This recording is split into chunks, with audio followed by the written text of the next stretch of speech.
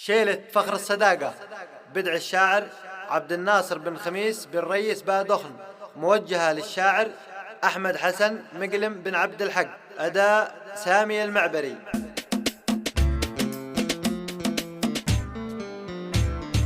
أحمد حسن يا صاحبي وانت الخوي وانت الصديق، وانت الذي لك داخلي مكان ما حد يوصله، من طيب حظي كاسبك في الوقت يا نعم الرفيق، وانت حزامي في الحظا وانت راعي الاوله، توقف معي يا صاحبي لا حدني في الوقت ضيق، ساس الوفا والطيب والجوده واصل المرجله، ساس الوفا والطيب والجوده واصل المرجله، يا مسندي يا لابثي الصاحب الحر، الطريق باقي على مبدأك ماجور الليالي بدله، يا مزبن الخايف راسه عند ابن مقلم عتيق، لا قال في شيء يسهله من صدقه خله وزهله، يا شيخ يا ابن الشيخ والشيخه على اسمك تلي، اهل الوفا واهل الكرم وانتو سنام القبيله، تاريخكم مشهور بالجودات والاصل العريق، بافعالكم منسوخ ما حد مننا بايجهله، بافعالكم منسوخ ما حد مننا بايجهله، ما يوفي الهاجس مزاياكم على الوصل دقيق، ومن ناس اخاب القلم يجف فيها بركله، لضيفكم مثل العسل حتى ولو عابر طريق، وانتو سيوف الحق للعدوان دايم مسقله، هذا ولك خالص تحياتي مع ابياتي سبيق، وهديت لك ما هاجسي في ابيات شعري سلسله، وهديت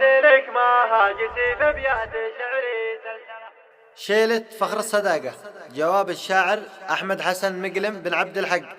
ردا على الشاعر عبد الناصر بن خميس بن ريس بادخن.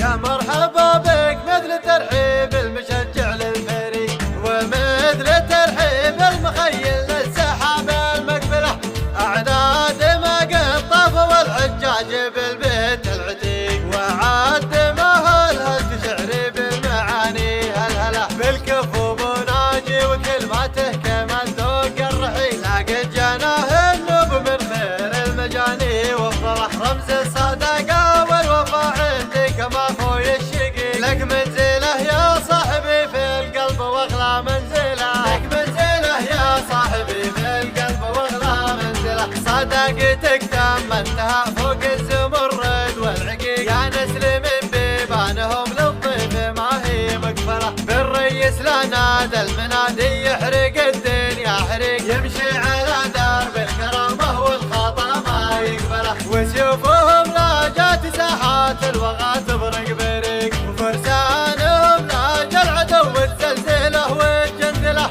يا صاحبي باقي على المبدا وعلى العهد الوديع، ما نخذل الوافي ولا عهد الصداقه نخذله، ما نخذل الوافي ولا عهد الصداقه نخذله، ما نخذل الوافي ولا عهد الصداقه نخذله.